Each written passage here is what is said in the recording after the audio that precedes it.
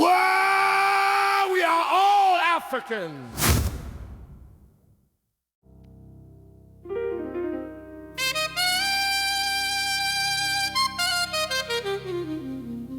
Wow, we are all Africans.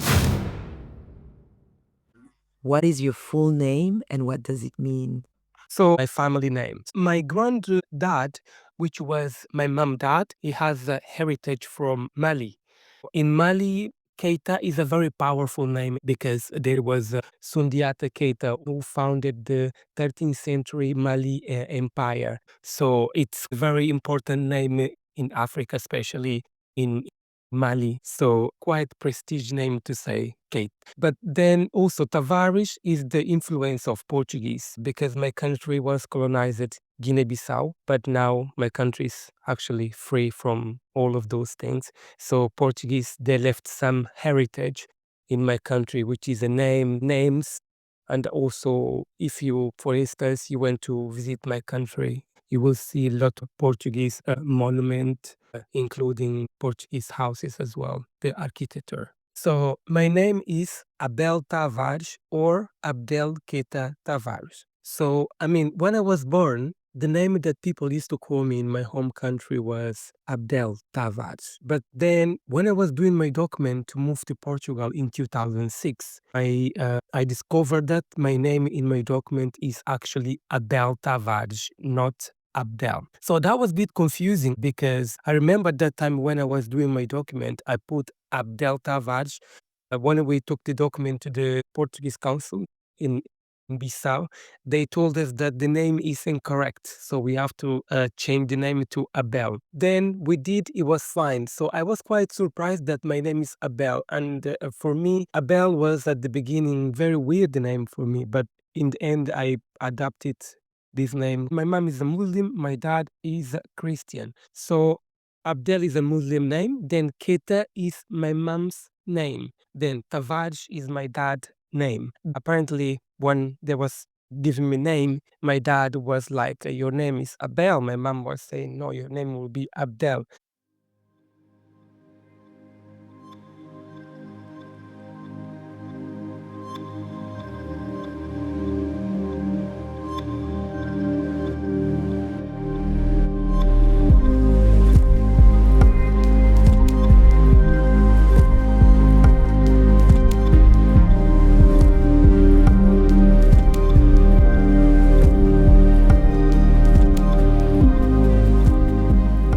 I'm in Europe, but I'm always thinking about the weather. That's helped us a lot. For example, the palm trees at the river, where to swim in the river in my country. So all those small things, they really help me to always not forget my country because I'm African. I'm very proud to be African. I'm very proud to be born in Guinea-Bissau because I feel very special. Guinea-Bissau has done a lot to me. So Yeah, because you're emotional when you think about it. So it's something that you carry with you everywhere you go to.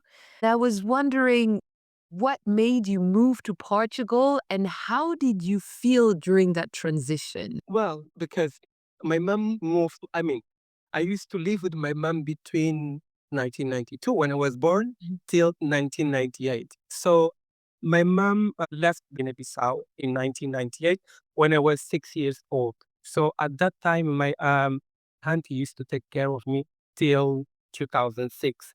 In 1998, there was a civil war in my country. When I was 6 years old, that was my first time I heard a gunshot. And I didn't know what does that mean. But thank God my mom left before the civil war because she left after 2 weeks or a month, something like this. Then the civil war started because I remember I used to miss my mom. You know, my brothers, they always come to me to make me feel comfortable. My auntie always make good food to say, I'm here, I'm your mom is not here. She is my younger sister, so I will take care of you. During the Civil War, it was very difficult because I was a child. I didn't know what's going on. I saw people trying to move. I remember the first gunshot I heard. It was around morning. I think 3 or 4 a.m. or 5 or something like that. I don't remember. But The civil war started because the army chief at that time in my country, his name was Ansuman Mane. He wasn't happy with the ex-president, the president at that time, which name is João Bernardo Nino Vieira. So they used to have a conflict between them. So they didn't find a way to solve this problem. They decided to go into the war. So basically, the army chief at that time, Osman Mane, was protected by rebels of Casamance.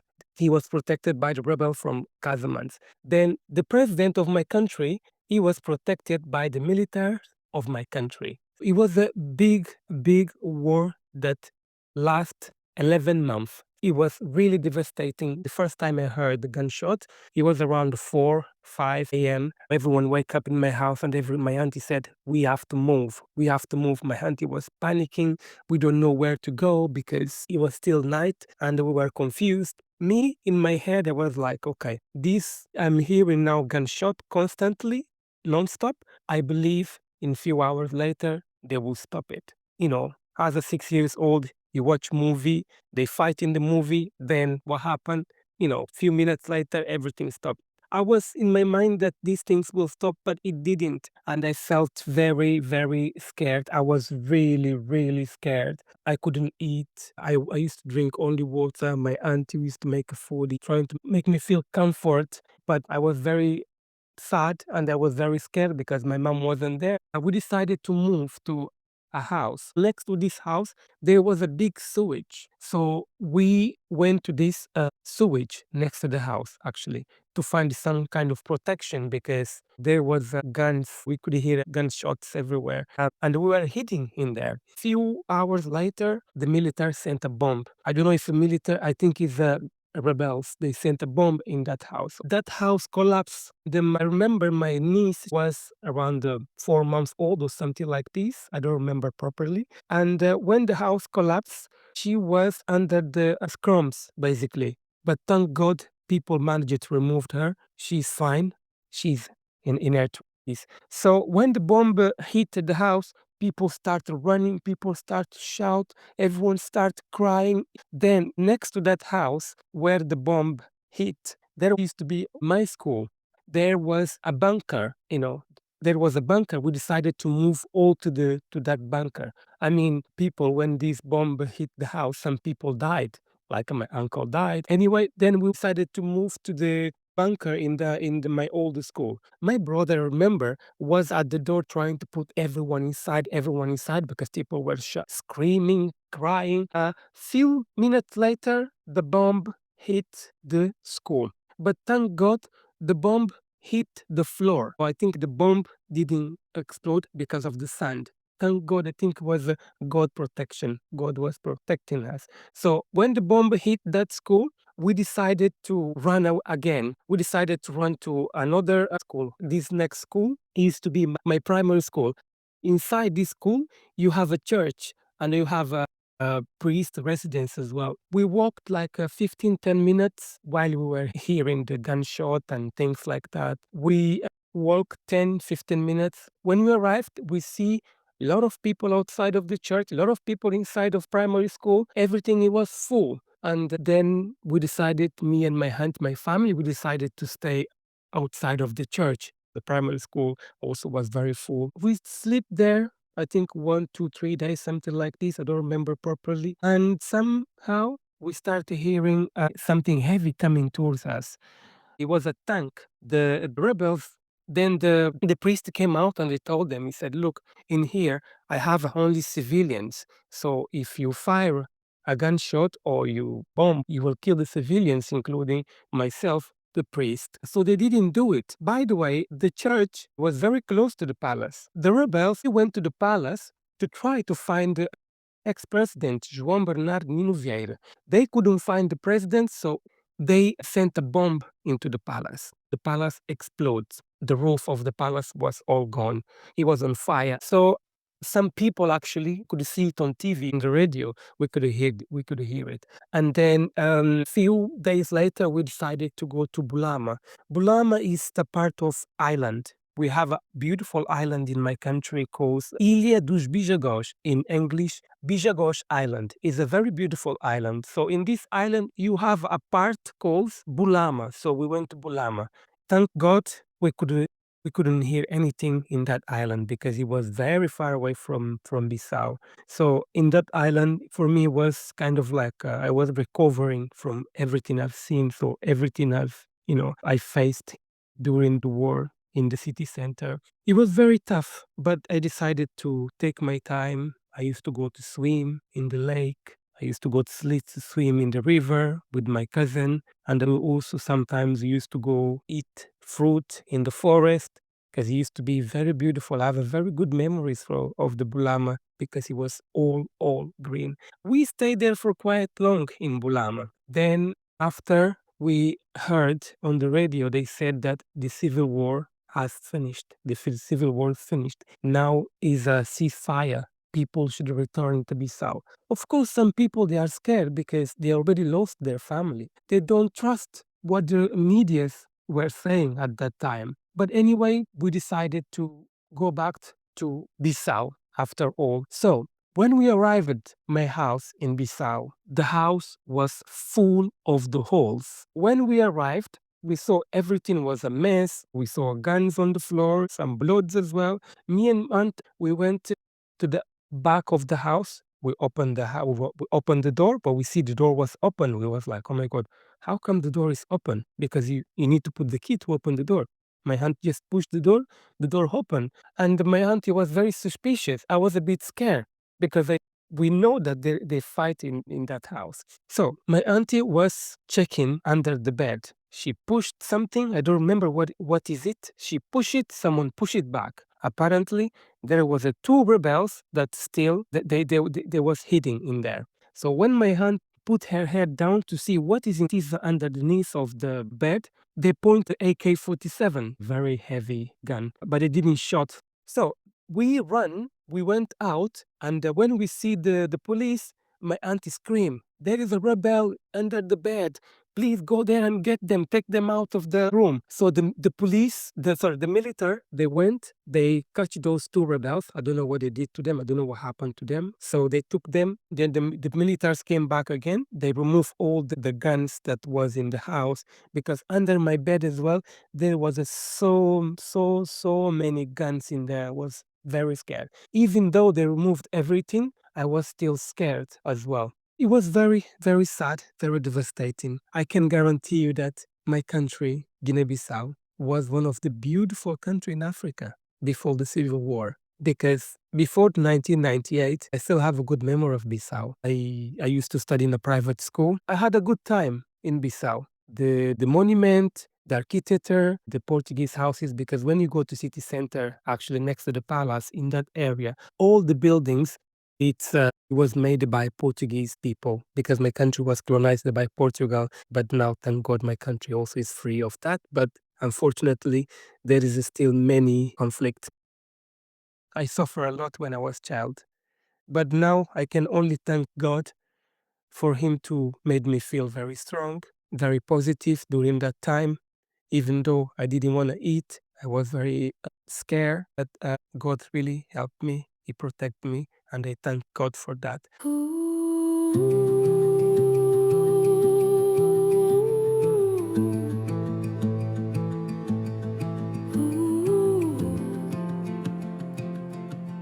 In 2006, my mom decided to take me and my brother to Portugal so we can have a better life. I remember when I started taking photos, I was taking photos of myself. I remember there was a day, Christmas. My mom, she doesn't celebrate Christmas because she's Muslim. And me, I love Christmas. I love lights. As a child, you love all of those things. My mom doesn't give me presents. I saved money that my mom used to give me every week to take to the school so I can eat. So I was saving this money. I was saving. When it reached December, I decided to purchase a small camera, these small pocket cameras. I was like, okay, so now I'm gonna start taking pictures. And then I started to do self-portrait in my house when my mom used to go to work. I was like, okay, I think I explored enough of myself and I need to find people now to take pictures. I remember at that time I was 16, yeah. At that time I was 16. I was like, okay, I'm gonna try find other people so they can be on board as well. So I was like going out when I was taking people's faces. When I see some faces, some colors, it's about energy basically. I feel the people energy that connects with me. Because I was walking in the street, I was like, I'm gonna go to central Lisbon. That's how I found you. That's how I met you. Yes, exactly. Yeah. I met them, I asked them for a picture, I took them picture. So then with the time, I was like, okay, so now maybe I should invite them privately. We sit down, we talk, then I prepare the styling, I prepare the place where we have to do the photo shoot. So it's something more kind of like intimate, you know? Yeah. So like a one-to-one is much more easy. I feel as in that way, it will be much more easy for me to catch the emotion of the person during while I'm taking pictures. So yeah, so this is how my journey started as a photographer. So it's more about the connection, and also I have a lot of passion for those things. So you were comfortable, but actually it's true when I'm thinking about it, I'm thinking that in early 2000 and then 2010s, there was a lot of street photography and people would really go out, as you said, connection, go to people and say, can I take a photo of you because whatever they're wearing or the color combination or people are special and take these photos. And it feels that it's a bit different now because people don't want to be talked to or they are very cautious now. So you were so young and you would go to the city and how open were people about that? How willing were they? How did you also learn how to make someone somehow comfortable in front of a camera? I mean, at that time, people they were very open minded. At that time, people they was happy. They used to be happy for me to take pictures or in the street. Even then, I give them my Instagram. We keep in touch.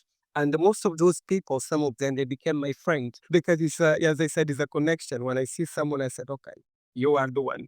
When I don't know them, it's just a quick chat. You take a picture, but then as a one-to-one, always when I'm taking pictures, I try to engage with them. We are talking. And sometimes I let them for a few minutes to just to think also about something else. Because while I'm taking pictures with them, I'm sometimes sharing something personal about my life. Sometimes they're sharing something personal about their life. That's why you can see in my picture that most of the faces, it looks like they're looking at the camera, but they're not looking at the camera. They are thinking. Most of people that I take pictures, they have something to say, but they don't want to say it in their words. So faces tell you everything because when you see face, you see emotions. When you see face, you see a lot of things. You can see if the person is not well, if the person is going through something in their life. Sometimes the eyes as well, the expression, everything in the face. With this conversation, you connect and you also translate the emotions the conversation brought to the person. So it goes deeper than just trying to have nice pictures. It's more what is the person saying with their face. You talked about the fact that you love fashion and you always had this red hat that people would wear. So how did this happen? Where did this come from? You know, when I was in Lisbon, my mom used to hate my style. Mother. Anyway, I was always controversial. So I keep going, bringing different things to home. Sometimes when I was going to school, she opens the door. She see what I'm wearing to go to school. Sometimes she just looks, she doesn't say anything. Anyway, there is one day, it was a carnival. Me and my best friend, Luis, we had a party in the evening in a club. So we have to dress up because it's carnival. I was like, I was trying to buy a wig. We went to the wig shop actually in Rousseau, next to the place where I met you at this picture. So we went. I didn't see the wigs because the wigs they all sold out. Yeah, carnival, that's when everybody's buying wigs and Yeah. accessories. And then I was I was a bit frustrated. That as my friend said, so now what is the plan? I said, I don't know what I'm going to buy because I came for a wig. There's no wig here. I put my heads up and I found only one red hat left, actually. Then I look at the hat, I look at the hat, I ask the lady. No, I asked my friend first. I said, Luis, look at that red hat. It's a very beautiful red hat. He said, yes, it's a very nice red hat. And I said to him, maybe I can take this red hat with me. He didn't say anything. And also then I asked the lady. I asked the lady who used to work there, I said, can you help me to take this hat? Because I want to try this hat. Then she removed the hat, then gave me the hat. I tried. Then I said to my friend, what do you think about this hat? He said to me, people will think you're gay. So that's the conclusion. What does that have to do with anything? He said, people will think you're gay. If I was you, I wouldn't buy it. It's carnival or it's not? Well, yeah, but I was planning to, because he knows me. He knows that I will be wearing this hat every day. That's telling me. People will be saying a lot of things about you in the street. And I look at him, then I look at the mirror, I look myself. I was like, I'm going to get this hat. I purchased the hat. And then, but the hat that I purchased, it was made paper. Well, it wasn't the good material. It was the paper because it's the carnival one. When I purchased it, I was like, okay, now I have something else. How I'm gonna go home with this red hat? Because my mom at that time didn't like my style. Now I'm bringing the red hat into the house. When I arrived, she was watching the TV in the living room. I didn't put the hats on. I hide the red hat and I bring it to my room. And next day I was going to the school and I wear the red hat and she opened the door and she saw me with the red hat. She was like, where is this red hat from? I said, I bought it. And she did not say anything about this red hat. So in my mind, I was like, okay, the red hat has been approved. And since then, I mean, my mom, she never said anything about my style. She let me be free because I was very scared with the red hat and she liked the red hat. She never said to me, I love the red hat. But sometimes you can feel if someone doesn't say anything because their reaction was kind of like a good reaction. So this is how the red hat started. So since then, I was like, my mom approved it, so I have to stick with the red hat. So since then, I started wearing the red hat. And I do remember I was wearing the red hat constantly. It was made of paper and it started to get ruined. There was like, whoa, now what I'm going to do? Because at that time, people started seeing with the red hat. They used to say to me, the man with the red hat, this is my identity now. It's a part of my life. Me and my friend Luis, we took a one day, me and him, we said, okay, let's find the red hat for you. I was like, how am I going to find this red hat? Then we went to Feira da Ladra. It's a market in Lisbon. I used to go there. So I went to Feira da Ladra. I was checking because it's second-hand thing. I was checking. I was like, oh my God, what am I going to do? For one day, full day, I couldn't find it, the red hat. Then I went to a cafe shop because Outra Face da Lua is cafe shop, but also vintage shop, sell vintage clothes. And the guy that used to work there, he saw me when I arrived. I was very frustrated. Luis was like, "Tell me," I don't know. I was like, I don't know what to do. Then he came up to me, said, "Are you okay?" I said, no. I said, I'm trying to find a red hat like this, but I cannot find it anywhere. He said, don't worry. I have a good place that they make the same red hat, but with a much better quality. Basically, it's a really, really a good one because it's the place is one of the best places to buy the hat in Lisbon. Um, then he gave me that place. He said, just go there and tell them that you need this art. Usually this art, they make it in black in that place. They don't do it in red, but they are open to make different colors. Then I was like, okay, Luis, let's go. I run. When I arrived to that place, I said, I have to then first thing, do you make this red hat? Oh my God, Wow. fine hat. Wow. And 2 days ago, I went to grab the fresh one. Oh, that's amazing. That's such an amazing story. That hat does have a story. I'm glad I've asked because yeah. So what does Luis say now with this hat? The hat has been your signature style. It's been in photos. It's been in exhibitions. What does he say now? Well, I'm sure he's happy for me because sometimes we meet, he never say anything about the hat. He likes the hat though because I found my identity actually. I feel now I'm so connected to this red hat. I believe the red hat protects me now because it's a part of me. I truly trust in this red hat, and he never disappointed me. Basically, even sometimes my friends sometimes when I go out without the red hat, to buy some groceries. They said, "Where is the red hat?" I said, "He's at home." I said, they start telling, "You need to wear it all the time." They said, "You need to wear the red hat all the time." All my friends, when I'm not wearing the red hat, they ask, "Where is the red hat?" You need to wear it. Wow. So yeah, in the end, all my friends they are with me. They are on board with me, and also I use the red hat for my photos because now it has become my signature. I try always to use always my red hat in my photography projects that I'm doing because when they see the red hat, they always remember the person who wears the red hat because it's not easy to find. I never seen someone wearing this type of red hat in the street. Sometimes they might find it online. People they wear, No, it's true because the shape of the hat as well, because it's big, it's round, you can tell that there is a quality to it. So yeah, it's really a signature.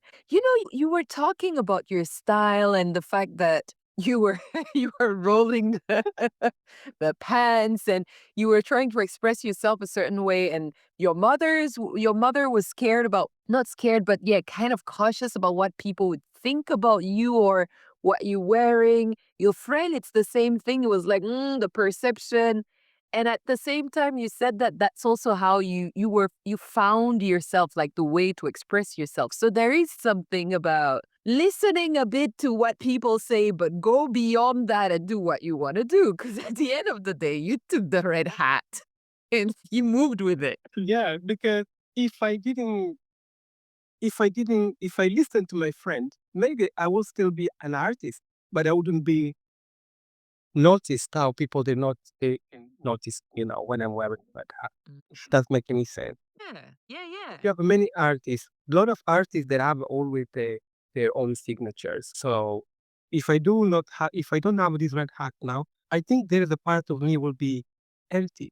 Because I always believe that something tells me to get this hat. And also it was the last red hat one that I saw in the thing.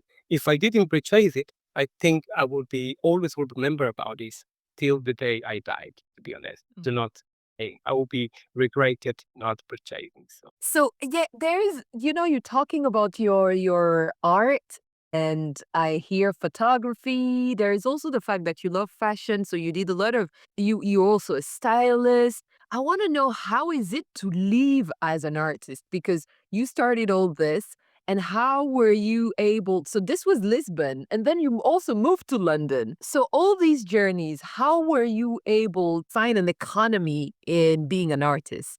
in Portugal, being an artist is not easy because Portugal people they're not open. They're very conservative, and as an artist to live in Portugal, I think it will be waste of time. So that's why I decided to move to in 2016. I guess yeah, I 2016. I decided to move to London because London is a place when if you have talent, they will put you on board for that. They will not see your I mean, most of times now it's different, but let's say they will not see your color. They will see your potential, what you can bring, what you can do. But anyway, London has changed now. London is something else. I mean, your entire UK is something else. Like people say in the UK is bad vibes. Yeah, he's right because that place now it's a chaos. But anyway, yeah. So I found my way. I went there. So and one day I was working. I was trying to find a job actually. I went to Shoreditch. I was going store to store. I was having my CV in my hands. I went to the sneaker shop. Then I was looking the sneakers. I was looking the store because the store was beautiful. At that time, I didn't have enough money to purchase a sneakers. At that time, I didn't have no money. I was trying to find a job. Anyway, then there was a photographer. His name was David Cantor. When he saw me, he said, "Can I take a picture of you?" He was a very old man, around the let's say 60s, 70s. I was like, but why this man want to take picture of me? Why this gentleman want to take a picture of myself? He said, "I'm a photographer. I do street style. I photograph people." He showed me his page. I said, "Okay, you can take a picture of me." So when he took that picture, that portrait of me, because basically I was in pain, I was frustrated, I need a job, I need this, I need everything. So I think that photo, my face reveals everything. in that photo. Then I lost this contact between me and David, the photographer. And I used to live in East London when I was like, okay. But then I was going to do my grocery shopping in Lidl. So basically, when I was going to Lidl, I passed my photo in the street. I didn't see it because apparently that picture was representing the Black Story Mouth. Oh, wow. I passed my photo. I didn't see the picture. My photo in panel, big panel, huge panel. Then I went to Lidl, me and my friend. When I was coming out, I was grabbing the shopping bag. I was walking. Then somehow I put my heads up. I see my face far away. I see the red hat far away. Oh my God. I dropped the bag. I run. Then I stopped. I was blocked completely when I see the picture. Then I was trying to remember who did this. My friend was telling me because when he saw me running, he was like, "What's going on? Are you crazy?" Then when he saw the picture as well, he still grabbed the stuff and they started running. He came to me and said, "What is this? What? How this is happen? How? Why you're here?" But I was shocked. I couldn't speak. I was just looking for a few minutes, a few seconds. Then I said to him, "I don't know how this happened." He was like, "We need to find those people because they cannot use your image without your consent. We need to find who they are." And there was a lady, she's a singer from South Africa. She's a great artist as well. And she saw me, she saw me very frustrated. I was like, "What's going on? Why this picture is here? I want to know who took this picture." I was trying to remember. Then she said to me, "If you want, I can try to find a lawyer. Lawyer can help you to find those people. If you'd like to sue these people, you can do that." I Wow. was like, at that time, I don't know. First of all, I did not speak English properly. I don't know anything about UK. I don't know anything about London. But anyway, I get in touch with because there was a website. I get in touch with those people that said David Cantor took this picture. This is the link of David Cantor. We're going to speak with David Cantor to contact you. Then David Cantor contacted me. He said to me, "My apologies, Miss. I didn't have your contact, so that's why I didn't tell you." I was like, "Okay, that's fine." It's a very I was very happy to see that. And then in a couple of months later, he emailed me, said, "Look, I applied also for the competition in National Portrait Gallery. Taylor Wessing Photographic Portrait Prize is the annual competition they do in National Portrait Gallery in London every year. So basically, I was of one of the winner. Wow. He said, yeah, he said to me, "Your picture will be again everywhere in London." I was like, whoa. Then few weeks later, people start taking pictures and send it to me. "You're here. You're in Bond Street Station. You are in Oxford Street Station, Piccadilly Station. You are in Auburn Station." Everywhere that picture went viral basically. Then I went to National Portrait Gallery. I talked with the lady who used to work there. I said to them that David Coulter was using my picture. "I'm not happy with this. My picture is everywhere. I didn't know." I was telling them all the story. Yeah. So David Coulter told me that the picture would be there. I was telling them all the story. They were like, "Don't worry." Then the lady grabbed me. I will never forget. It grabbed me next to the big picture they used to have also inside in the entrance when you go inside the museum. She grabbed me. She took me down. She said, "Look up." She said, Look up." I looked. She said, "Are you happy?" I said, "I'm very happy." She was trying to comfort me. I said, "I'm very happy." And she said, "The director of the National Portrait Gallery is going to send you an email for you to come for the of this exhibition. Would love to have you here because it's very important for us to have you here." Yes, I was like this. So at that time, then I was very upset with the David Cantor. We didn't speak. I remember when I went for the opening, I saw David Cantor. I didn't talk to him. People start contacting me in the street. People come to me. "Oh, you're the guy at Red Hat in the tube station everywhere." I mean, overall, it was good, but Yeah, but you still didn't have a job, didn't have money. You were still struggling, and your image was going everywhere without your consent. it was going viral. But I was like, "Where is the money? I don't." Exactly. But then me and David Cantor, we speak and everything was fine. Yeah. So But they didn't know that you were also a photographer. No, they didn't know. Then they started, National Portrait Gallery started following me on my Instagram. They know from that, they know that also I'm an artist, I'm a photographer. I do remember 2 years ago, I submit one of my pictures to this competition, but I took someone photos. Is a girl with my red hat with a nice dress, colorful dress that I like to photograph in a plain background, colorful background or houses with a nice view. I sent to my pictures, so I was selected to be for the second round. I passed the first. I was selected for the second. They said, now we are going to check again your picture against two other pictures as well. If you're successful, then your picture will be one of the winner because I passed the first stage. And unfortunately, I don't know, for some reason I did not win the competition. Since then, I never applied again for next. Don't get discouraged. No. I will. I'm just giving time because sometimes I like to give myself time Yeah, exactly. to think to find another strategy because I'm sure when always when like this when I think the next time when I do it, it will hit the point. Hopefully. There there is this thing about you being out in the streets and things are happening, right? If you're outside, opportunities can find you, and then you find yourself outside in all the in big photos across the city, and you see yourself, people see you. I think it must have been also, you must have been anxious about this. Your image is everywhere. You didn't know it would be everywhere. People see you. It's happiness and anxiety at the same time, it feels. Yeah, it was, and also it was very emotional for Yeah. me because I was like, oh wow. But for me, it was a good sign. It was like if I am able to do all of these things without, having enough resources on me, I believe something good in the future will happen to me because I always believe on those things because I'm a very hard work person. So I always try to give myself what I didn't receive when I was child, what I didn't get when I was child, everything that I dream about. So now my life has changed a lot. I learned with some mistakes. I learned with good mistakes as well. I learned with the people. So I'm now very mature. I found myself. Now I know who I am. I know how to deal with the people. I know how to close a contract with the other.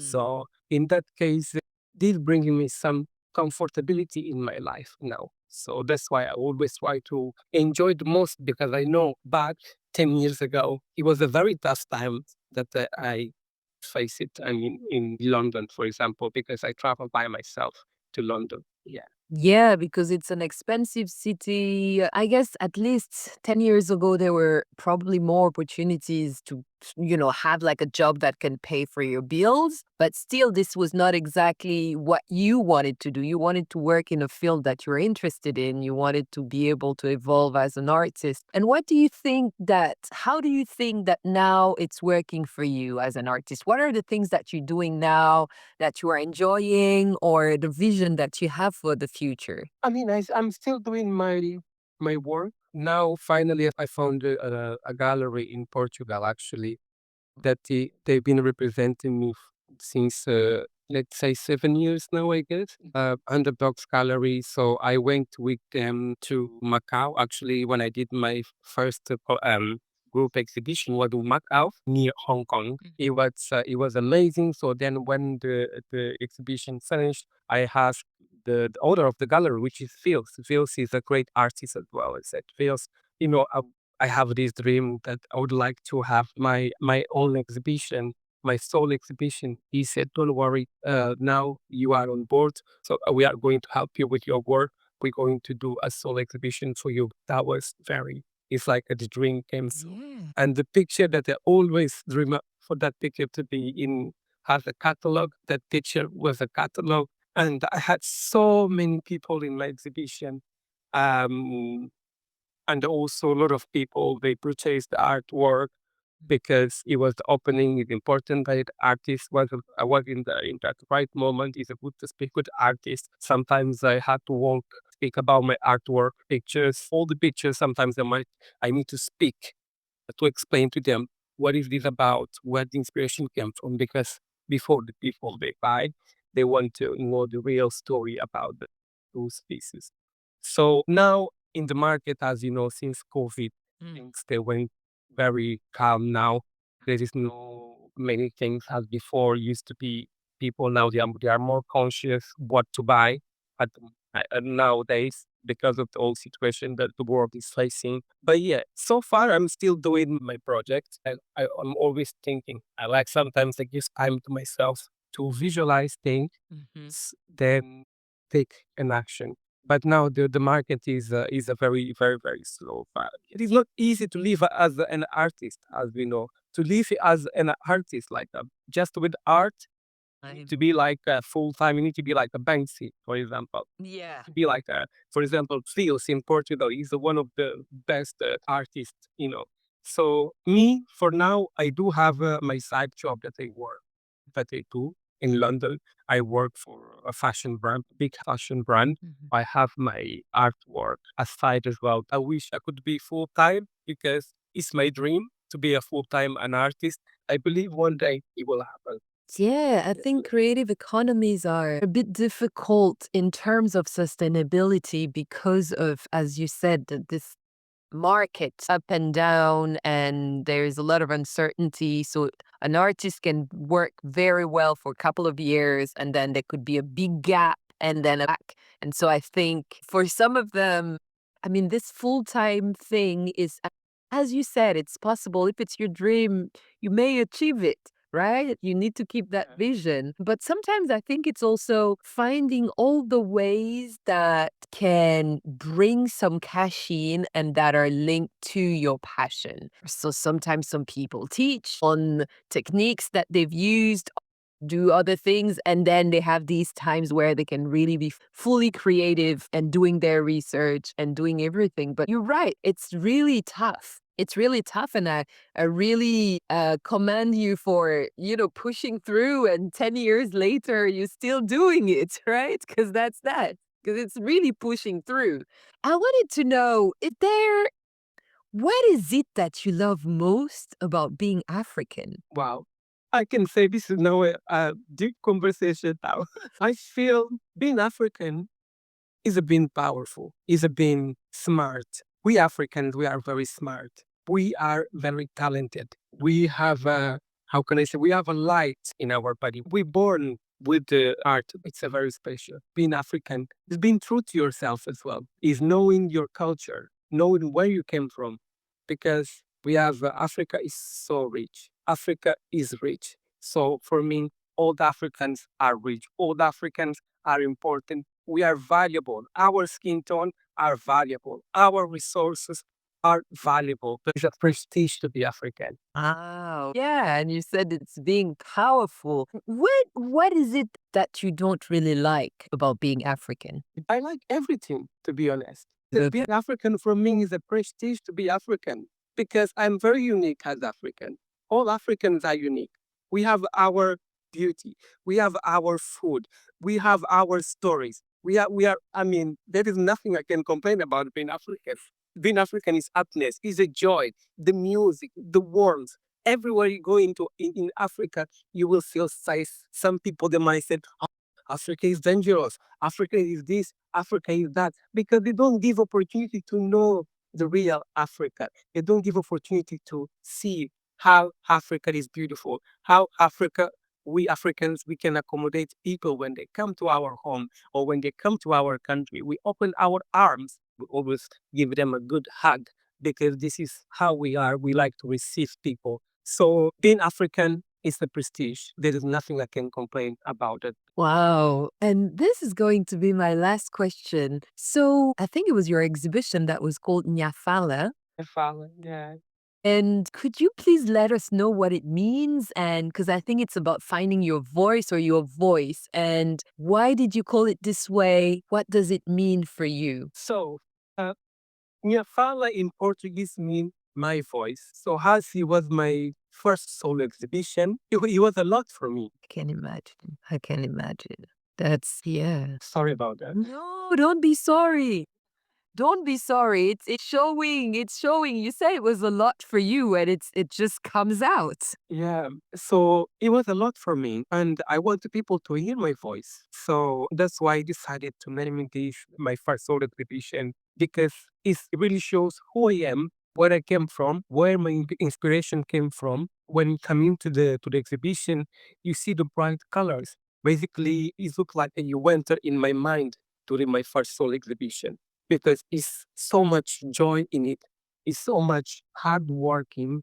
It's so much resilience, is so much energy. Positive energy is something that I believe when you get into it, you will never forget about that moment. So, and also Nyafala, it was there was a movie, African movie called Nyafala. Actually, is the one of the best movie in my country. That Flora Gomes is a Yeah. producer. He produced this movie.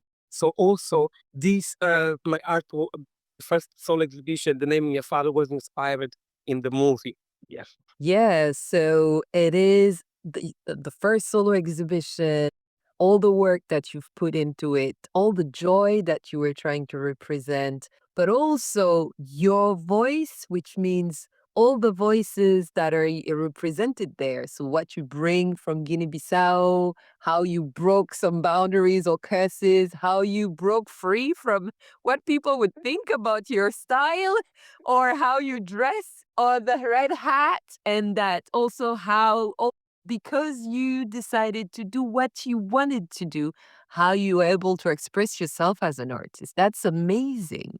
That's an amazing journey. Thank you so, so, so much. So now how am I supposed to call you? Abel or Abdel? Well, you can call me both, but I don't mind. You can call me Abdel because Abdel reminds me Africa. Abdel reminds me my childhood. So yeah, so you have this freedom of going from names to names. That's amazing. You are both. You are Muslim, Christian, African, European. Everything.